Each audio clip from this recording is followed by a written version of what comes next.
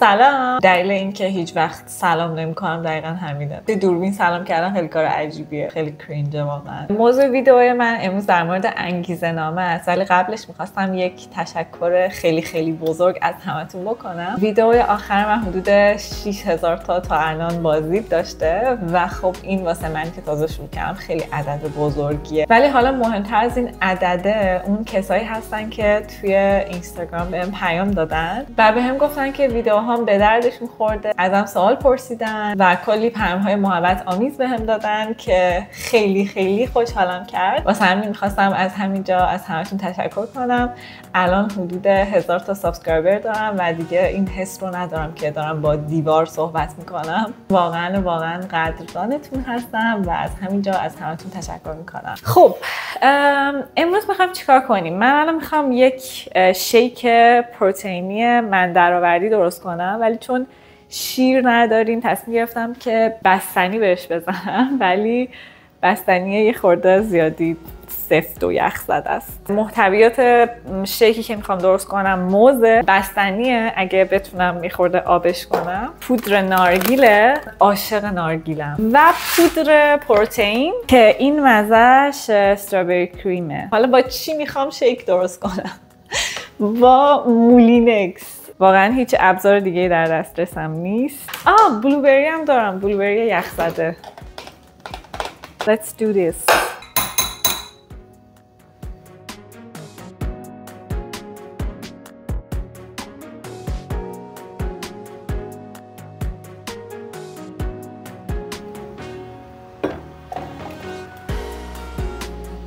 کاش نی داشتم. عالی شده. یکم زیادی شیرینه ولی.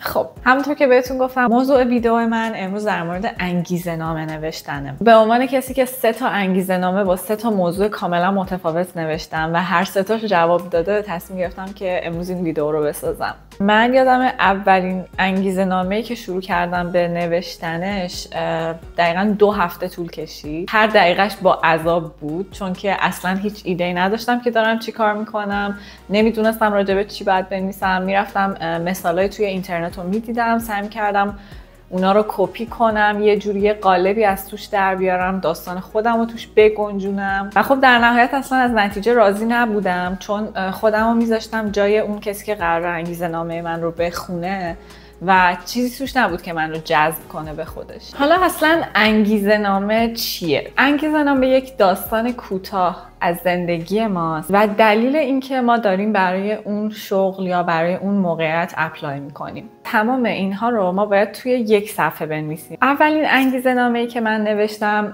برای پیدا کردن یک شغل جنرال بود. من همین که وارد سوئیس شدم تصمیم گرفتم یه شغلی پیدا کنم. میدونستم که توی حوزه کاری خودم، یعنی به عنوان دندون پزشک، حالا نمیتونم کار کنم. نیاز دارم که یک پروسه خیلی طولانی رو بگذرونم تا بتونم اجازه کار رو در نهایت بگیرم. و توی این مدت نمیخواستم که توی محدودیت باشم از لحاظ مالی، یعنی دلم میخواست بتونم سفر برم، چیزایی که دلم میخواد و بخرم. خب همه اینا نیاز به پول داره. واسه همین تصمیم گرفتم یک شغل جنرال پیدا کنم، شغلی که هیچ ربطی به درسی که خوندم نداره، به شغلی که توی ایران داشتم نداره. و یادمه برای جاهای مختلفی که اپلای کرده بودم 3 جاش بهم زنگ زدن که منو به مصاحبه دعوت کنن و هر 3 تاشون بهم گفتن که از انگیزه‌نامه‌ام خوششون اومده. اولین انگیزه‌نامه رو من میخوام براتون بخونم. پی دی افش هم میذارم توی اون کانالی که توی تلگرام دارم. اول از همه که ما میایم اسم و آدرس و تلفن و ایمیلمون رو همه رو اون بالا می‌نویسیم و بعد عنوان انگیزه‌نامه، مثلا عنوان من میشد Bewerbung als Verkäuferin. اولین جمله‌ای که من همیشه انگیزه‌نامه‌هامو باهاش شروع کردم این بود که Sehr geehrte Damen und Herren, als ich Ihre Stellenanzeige auf Internet sah, wusste ich sofort, das passt perfekt. Sie suchen aktuell eine engagierte Verkäuferin. یعنی اول شما میان میگین که من آگهی شما رو توی اینترنت دیدم و شما الان مثلا دنبال یک فروشنده میگردین. پاراگراف اولم رو در واقع راجع به بک‌گراند خودم می نوشتم، راجع به اینکه تا الان چی کارا انجام دادم. خب من تنها شغلی که توی زندگیم داشتم دندون پزشکی بوده، هیچ تجربه کاری دیگه ای ندارم. ولی شما توی اون بک‌گراند کاریتون باید جنبه‌هایی، مثلا من جنبه‌هایی از اون شغلی که داشتم رو آوردم، یعنی جنبه‌هایی از دندون پزشکی رو نوشتم که توی شغل فروشندگی هم کاربرد داره. مثلا نوشتم که من به عنوان دندون پزشک توی ایران کار می‌کردم و از اون شغل چیزی که یاد گرفتم مهارت ارتباط برقرار کردن با آدما بود. من خیلی راحت میتونم با آدما ارتباط برقرار کنم. میتونم سریع قانعشون کنم و اینکه اگه طرف مقابلم عصبانی بشه من میتونم آروم بمونم و اینا مهارت‌هایی هستش که من تونستم تا الان اینجا با شغلی که داشتم کسب کنم. پس شما باید اون بخش از شغلتون رو بولد کنین که اینجا اینا نیاز دارن. بنابراین میبینیم که حتی اگه بک‌گراند کاری شما کاملا متفاوت باشه، باز میتونین یه جنبه‌هایی ازش رو پیدا کنین که توی شغلی که الان دارین براش اپلای میکنین مرتبط باشه. توی پاراگراف دوم نوشتم که من چه ویژگی‌هایی دارم و مهارت زبانیم در چه حدیه. راجع به اینکه چه ویژگی هایی دارم، این خیلی مهمه که شما وبسایت اون جایی که دارین براش اپلای میکنین رو حتما چک کنین. من این کارو میکردم که یه قالب مشخص داشتم برای تمام جاهایی که میخواستم اپلای کنم، بعد دونه دونه میرفتم وبسایت تک تک جاها رو نگاه میکردم و مثلا یکی دو خط بهش اضافه میکردم طبق چیزایی که توی وبسایت اون حالا شرکته یا اون فروشگاه نوشته شده. مثلا اگه توی وبسایت نوشته شده باشه که ما تیم ورک خیلی برامون مهمه، من می اومدم یه خط اضافه میکردم توی انگیزه نامم که مثلا من آدمی هستم که توی تیم خیلی خوب میتونم کار کنم. بعدش هم که راجع به مهارت زبانی می نوشتم که زبانم در چه حده، چه زبانهایی رو بلدم. و پاراگراف سوم هم برای اینکه چرا اپلای کردم. خودم دلیل اپلای کردنم پول بود. آره درسته که زبان هم به زبانم هم خیلی کمک کرد، ولی برای زبان یاد گرفتن خیلی راههای جذاب‌تری وجود داره که شامل 6 صبح بیدار شدن و رفتن سر کار نمیشه. ولی خب در هر صورت نمیتونی بنویسی که من واسه این اپلای کردم که قبض هامو بتونم پرداخت کنم. مثلا من دلیلی که آورده بودم این بود که با توجه به اینکه من تازه اومدم به سوئیس، دلم میخواد که توی جامعه خیلی سریع ادغام بشم، اینتگریت بشم و احساس میکنم اگه یک شغلی داشته باشم این پروسه خیلی سریعتر اتفاق میفته. علاوه بر اون دلم میخواد توی یک محیطی باشم که مجبور باشم هر روز آلمانی صحبت کنم و آلمانی بشنوم و در نهایت اومدم نوشتم که با پولی که از این شغل در میارم دلم میخواد که به سازمان نظام پزشکی اپلای کنم، بتونم در آینده دور به عنوان دندون پزشک کار کنم و احساس میکنم که اگه شما این شانس رو به من بدین میتونه اولین قدم باشه برای اون آینده بزرگی که در نهایت توی ذهنمه. همیشه اینجوری به پایان میرسونیم انگیزه ناممون رو که اگه مثلا این اپلیکیشن من توجه شما رو به خودش جلب کرد، خوشحال میشم که به بقیه سوالاتون توی یک مصاحبه حضوری جواب بدم. توی نوشتن انگیزه نامه میگم باید خیلی خودتون رو جای اون کارفرما بذارید. مثلا من توی این انگیزه نامه‌ای که نوشتم اصلا روی این مانور ندادم که دندون پزشک هستم، یعنی اصلا فقط یه جا بهش اشاره کردم، دیگه اصلا راجع بهش صحبت نکردم. میگم چون یه خورده برای کارفرما عجیبه که مثلا چرا یه دندون پزشک باید واسه همچین شغلی اپلای کنه، یا مثلا حتی ممکنه به ذهنش برسه که مثلا شما اوور کوالیفاید هستی برای این جاب. خب حالا میریم سراغ دومین موتیویشن لتری که من نوشتم. دومین چیزی که من نوشتم موتیویشن لتری بود که میخواستم برای سازمان نظام پزشکی اینجا بفرستم که توی نظام پزشکی رجیستر بشم. این یکی خورده طولانی تر از قبلی است چون باید یه سری چیزا رو توضیح میدادم، ولی بازم سعی کردم توی یه صفحه جمعش کنم. اولین خط من اینجوری بود که اسم من فلانه، من دندون پزشک بودم، توی ایران 2 سال کار کردم، الان میخوام توی سوئیس رجیستر بشم تا بتونم بعداً به عنوان دندون پزشک توی سوئیس کار کنم. خیلی باید straight to the point باشه. پاراگراف اول باز اومدم نوشتم که من تا الان داشتم چیکار میکردم. بعد اینجا می نوشتم که مثلا چرا دلم میخواست به اروپا مهاجرت کنم. چون میدونی اونا که نمیدونن. اونا با خودشون میگن چرا مثلا یکی از ایران بعد پاشه بیاد اروپا هستن. خب همونجا بمون. بعد پاراگراف بعدی اومدم نوشتم که حالا که توی سوئیسم چه فکری راجع به سوئیس میکنم. بعدش اومدم راجع به مهارت‌های زبانیم نوشتم، اینکه مثلا به نظر من زبان یاد گرفتن، زبان کلا چیز خیلی مهمیه برای اینکه شما توی کشور بخوای زندگی کنی.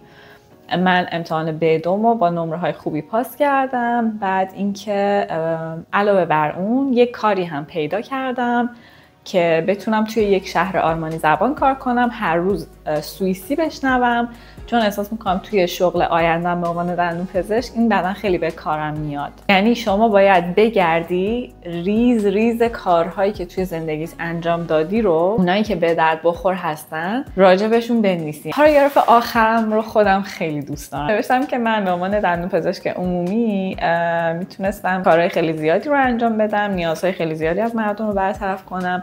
بعد حالا نوشتم مثلا حوزه‌های مورد علاقه، مثلا دندونپزشکی ترمیمی و اندودونتی. نه anyways، بعد منم نوشتم که من دوست دارم که هر روز با آدم‌ها برخورد داشته باشم و احساس میکنم که میتونم خیلی خوب مثلا اعتمادشون رو جلب کنم چون شنونده خیلی خوبی هستم. و بعد اینجا یه چیزی که من لوکا همیشه بهم میگفت، خودم هم اینجا مثلا یکی دو بار دکتر رفتم، خیلی دقت کردم به اینکه دکترها چه جوری مثلا چه سوالایی میپرسن. و چیزی که خیلی خیلی اینجا توی سوئیس مهمه اینه که شما تمام جنبه‌های زندگی یک آدم رو باید در نظر بگیری وقتی که میخوای یک تشخیصی بذاری براش. و بعد من اومدم این رو با زیرکی تمام توی انگیزه‌نامه‌ام نوشتم که به نظر من دندونپزشکی فقط راجع به دهان و دندان نیست، بلکه راجع به اشخاصه و اشخاص سبک زندگی ها و نیازهای متفاوتی دارن و دندونپزشکی راجع به کل بدن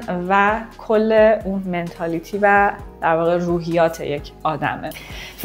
سومین موتیویشن لتر که نوشتم خیلی اخیراً بوده و این یه سورپرایز بوده که میخواستم بعداً راجع بهش صحبت کنم، ولی حالا امروز که میخواستم راجع به موتیویشن لتر ویدیو بسازم گفتم که راجع به این هم یه صحبت کوتاهی انجام بدم. من تونستم که یک اینترنشیپ پیدا کنم توی یک مطب دندونپزشکی خیلی مدرن. البته هنوز قطعی نشده، نمیدونم اصلا چرا دارم میگم اینو، ولی منو به مصاحبه دعوت کردم و من مصاحبه رو انجام دادم و همین واسه من قدم خیلی خیلی بزرگیه. این انگیزه‌نامه‌ای که من نوشتم به علاوه مدارک دیگه‌ام رو من به 6 جا فرستادم، یعنی به 6 تا مطب دندونپزشکی فرستادم که 2 تاشون با من در واقع تماس گرفتن. حالا بریم سراغ موتیویشن لتری که من برای این اینترنشیپ یا به آلمانیش پرکتیکوم فرستادم.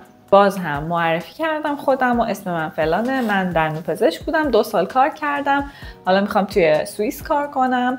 بعد راجع به بک‌گراندم نوشتم، اینکه مثلا من یک شغلی داشتم توی یک کلینیک دولتی، بعد اینکه من مثلا میتونستم به عنوان دندونپزشک عمومی کارهای مختلفی اونجا انجام بدم. بعد نام بردم که مثلا چه کارهایی انجام میدادم و اینا. و من بعد از 10 ماه کار کردن توی یک اداره سوئیسی، در واقع کار اداری غیر مرتبط، احساس میکنم الان دیگه وقتشه که شروع کنم دنبال کار گشتن توی حوزه تخصصی خودم. اینکه مثلا من سال اول توی مرکز بهداشت دستیار نداشتم، حتی به اینا اومدم اشاره کردم. میگم حتی به کوچکترین چیزایی که احساس می‌کنم مهم هست هم باید اشاره کنیم. و من یادمه اون موقع انقدر غر می‌زدم که من مثلا دندونپزشکم واسه چیه دستیار ندارم. هیچ وقت فکر نمی‌کردم که یه روز قراره این قضیه توی رزومه‌ام و توی انگیزه‌نامه‌ای که می‌نویسم به دردم بخوره. البته اینو توی انگیزه‌نامه‌ام ننوشتم، اینو توی اون ایمیلی که براشون فرستادم نوشتم. و بعدش هم راجع به مهارت‌های ارتباطی که مثلا چجوری ارتباط برقرار می‌کنم با آدم‌ها نوشتم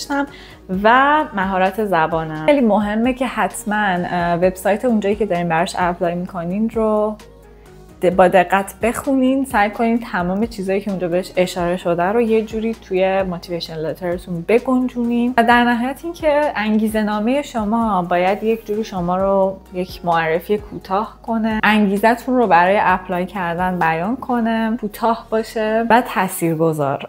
من فایل این 3 تا انگیزه‌نامه رو حتما توی کانال تلگرامم براتون میذارم، ولی همونطور که گفتم سعی کنین که اینو دقیقاً کپی نکنین، چون یه جورایی ولی خیلی فیک میشه اگه بخواین کپیش کنین. ازش الهام بگیرین ولی در نهایت چیزی که توی ذهن خودتون هست رو بنویسین. مرسی که تا اینجا ویدیومو دیدین. امیدوارم که ویدیو به دردتون خورده باشه. یادتون نره که این ویدیو رو لایک کنین و اگه تا الان سابسکرایب نکردین لطفاً سابسکرایب کنین. مرسی، خداحافظ.